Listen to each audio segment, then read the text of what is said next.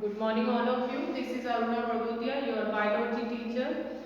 हम लोग मोनेरा पढ़ रहे थे, है ना। मोनेरा में हमने जीवाणु शुरू करा था।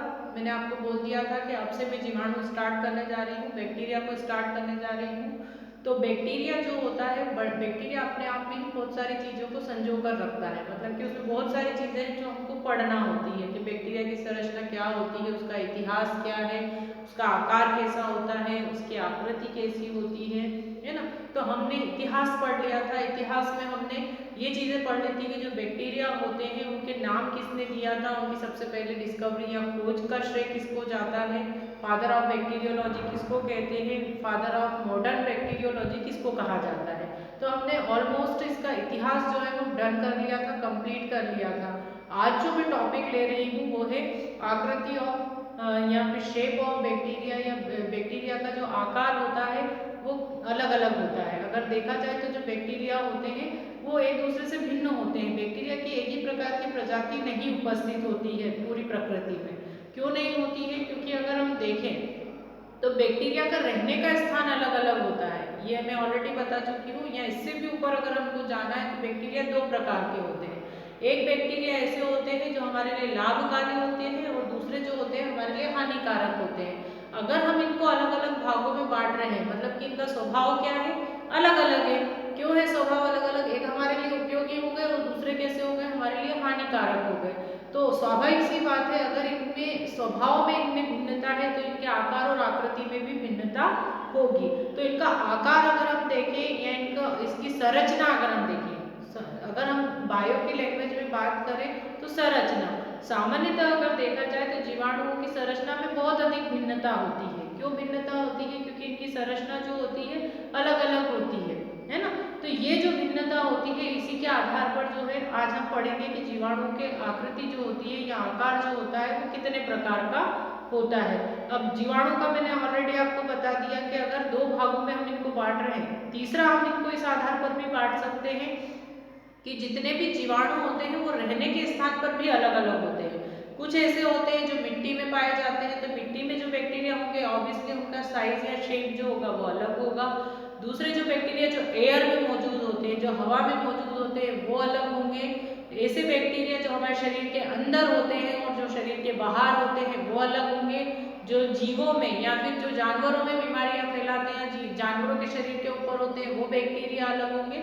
तो इस तरह से अगर हम देखें तो हमारे शरीर पर भी बहुत सारे प्रकार के बैक्टीरिया हो सकते हैं। तो बैक्टीरिया अगर उनके प्रकारों में अगर हम देखें तो भिन्नता है, मतलब उनके रहने के स्थान के आधार पर अगर उनमें भिन्नता है तो स्वाभाविक सी बात है उनके आकार और आकृति में भी भिन्नता होगी।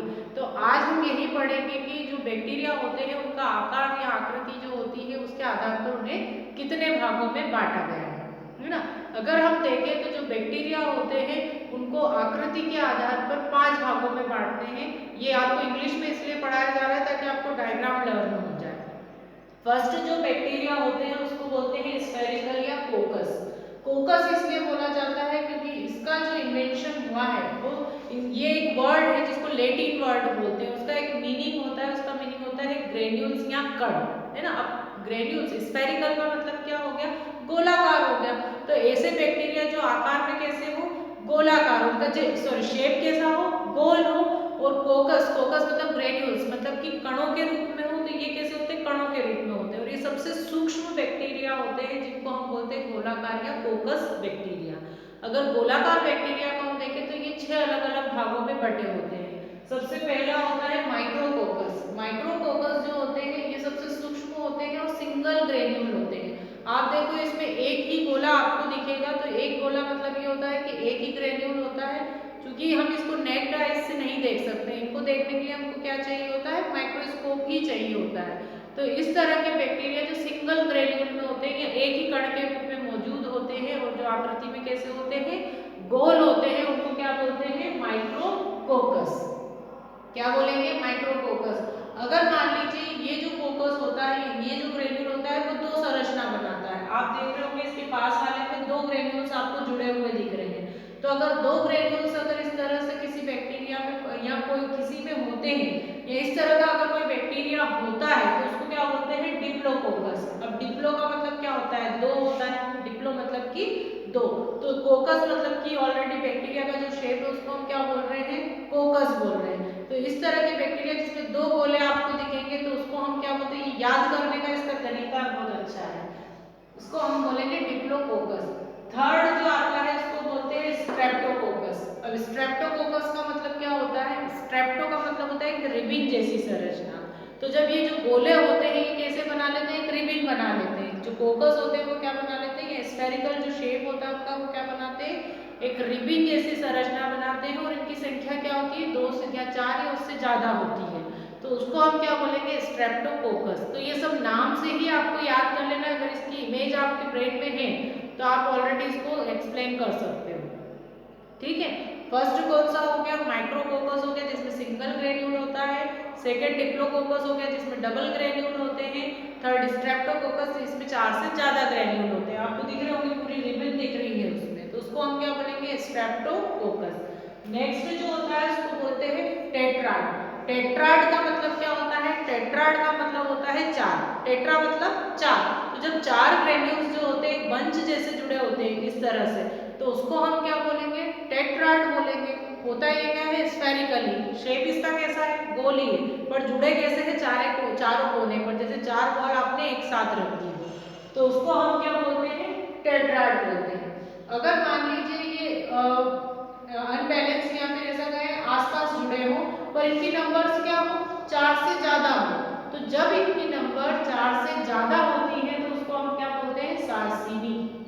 इस तरह के बैक्टीरिया को क्या बोला जाता है, सार्सिनी बैक्टीरिया। आप देखिए, आप इतने टाइप के बैक्टीरिया हमको दिख रहे हैं, मतलब कि अगर हम देखें तो बैक्टीरिया बहुत टाइप के हो सकते हैं। फिर आते हैं नेक्स्ट बैक्टीरिया जिसको बोलते हैं स्टेफाइलोकोकस। अब स्टेफाइलोकोकस में क्या होता है, आप देख रहे होंगे स्टार्टिंग में जो सिंगल ग्रेन्यूल था वो लास्ट में कैसा होगा, बहुत सारे बंच बना लेता है। तो जब ग्रुप बन जाते हैं ग्रेन्यूल्स के और वो आपस में जुड़े होते हैं तो उसको हम क्या बोलते हैं, स्टेफाइलोकोकस। तो इस तरह से जो स्फेरिकल शेप्ड या कोकस जो होता है वो बैक्टीरिया 6 भागों में डिवाइड होते हैं, माइक्रोकोकस, डिप्लोकोकस, स्ट्रेप्टोकोकस, टेट्राड, सार्सिनी और स्टेफाइलोकोकस। इस तरह से कितने पार्ट में बटे होते हैं, 6 पार्ट में डिवाइड होते हैं। नेक्स्ट जो सेकंड आता है उसको बोलते हैं रॉड शेप्ड और बेसिलस। अब बेसिलस का नाम आपने सुना होगा ऑलरेडी। अब रॉड आपने देखी होगी कि रॉड कैसी होती है, जैसे ये इस तरह से, ये एक रॉड शेप है ना। तो ये आपको ऐसे ही दिख रहा होगा कि ये रॉड शेप है। तो रॉड शेप इसलिए नाम पड़ा। बेसिलस हम इसको क्यों बोलते हैं, बेसिलस जो बैक्टीरिया होते हैं, अब आपने देखा होगा कि जो दूध का जो बैक्टीरिया होता है, मतलब कि दूध जो होता है उसको दही में कन्वर्ट करने के लिए जो बैक्टीरिया होता है उसको क्या बोलते हैं, उस बैक्टीरिया को बोलते हैं बेसिलस, लैक्टोबैसिलस बैक्टीरिया।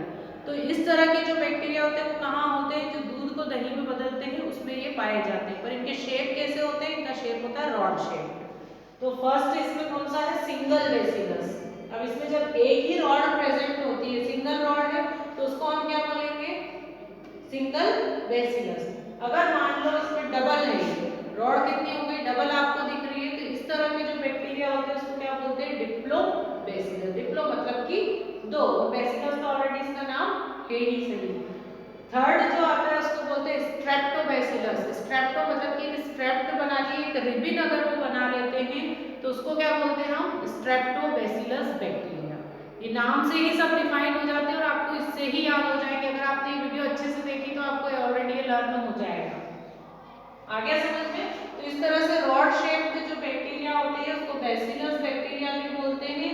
और इसको कितने पार्ट में डिवाइड करते हैं, 3 पार्ट में। कौन कौन से, सिंगल बेसिलस, डबल बेसिलस और स्ट्रेप्टोबैसिलस, है ना।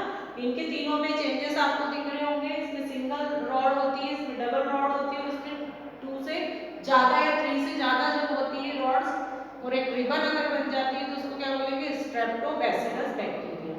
देन फिर क्या आता है, विब्रियो। विब्रियो आप देख रहे हैं कैसा दिख रहा है, कॉमा जैसा दिखता है, कर्व जैसा दिखता है। तो जब ये हाफ कर्व जैसा अगर दिखता है बैक्टीरिया, अर्धचंद्र जैसा, तो उसको क्या बोलते हैं, विब्रियो बोलते हैं। फिर आता है स्पाइरुलम। स्पाइरुलम, तो स्पाइरुलम का मतलब होता है जो स्पाइरल हो। स्पाइरल कैसा, एस शेप में जब होता है। तो अगर कोई बैक्टीरिया कैसा होता है, एस शेप में होता है, तो उस बैक्टीरिया को क्या बोलते हैं, स्पाइरुलम बैक्टीरिया, या वो बैक्टीरिया जो होता है वो क्या होता है, स्पाइरुलम बैक्टीरिया होता है। पर इसके आपको दोनों साइड पे दिख रहे होंगे फिलामेंट्स, ये फिलामेंट जो होते हैं इसके फ्लैजिला होते हैं। ये फ्लैजिला क्या करते हैं, ये फ्लैजिला इनको मूव करने में या गति करने में मदद करते हैं। फिर आते हैं लास्ट में आते हैं स्पाइरोकीट। स्पाइरो मतलब स्पाइरल, स्पाइरल मतलब कैसे, जो लहराते हुए ऐसे हो, रिबन जैसे, है ना, उसको क्या बोलते हैं, स्पाइरल, है ना। ये कैसे होते हैं, जिगजैग स्ट्रक्चर बनाते हैं, है ना, जैसे जिगजैग रास्ता होता है ना, आड़ा टेढ़ा, उस तरह से ये बनाते हैं।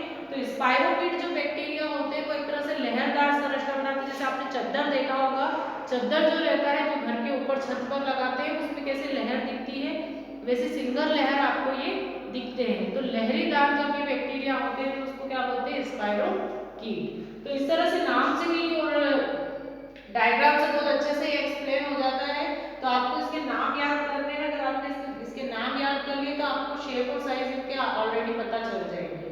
तो स्फेरिकल में आपको पता चल गया कि गोल आकार के बैक्टीरिया होते हैं, सिंगल होते हैं, डबल होते हैं और रिबन के फॉर्म में होते हैं। फिर उसके बाद टेट्राड बनाते हैं, सार्सिनी, जो टेट्राड से ज्यादा अगर हो गए तो उसको क्या बोलेंगे, सार्सिनी। और स्टेफाइलो मतलब कि बहुत ज्यादा पूरा बंच अगर बना लेते हैं ग्रेन्यूल्स का तो उसको हम क्या बोलते हैं, स्टेफाइलोकोकस।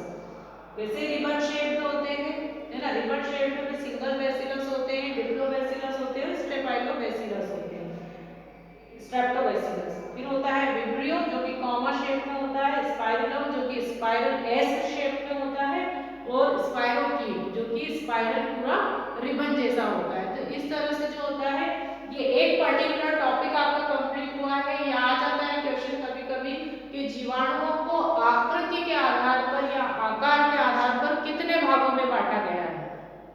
ये क्वेश्चन इस तरह से ही पूछते हैं कि जीवाणुओं को उनके आकार या आकृति के आधार पर कितने भागों में बांटा गया है। तो ये क्वेश्चन आपको याद होना चाहिए, सिंगल सिंगल लाइन के इसके आंसर होते हैं और इनके पार्ट्स अगर आपने याद कर लिए तो ऑब्वियसली इसकी थ्योरी आप लिख सकते हो, है ना। तो ये कंप्लीट होता है जीवाणु की आकृति या आकार। ये पर्टिकुलर टॉपिक आपका कंप्लीट हो गया है। इसके बाद जो मैं टॉपिक लूंगी वो है on the basis of flagella, मतलब कि फ्लैजिला के बेस पर जो बैक्टीरिया है उनको कितने भागों में बांटा गया है। तो ये मेरा नेक्स्ट टॉपिक रहेगा। यहाँ पर ये टॉपिक कंप्लीट हो गया है। Thank you.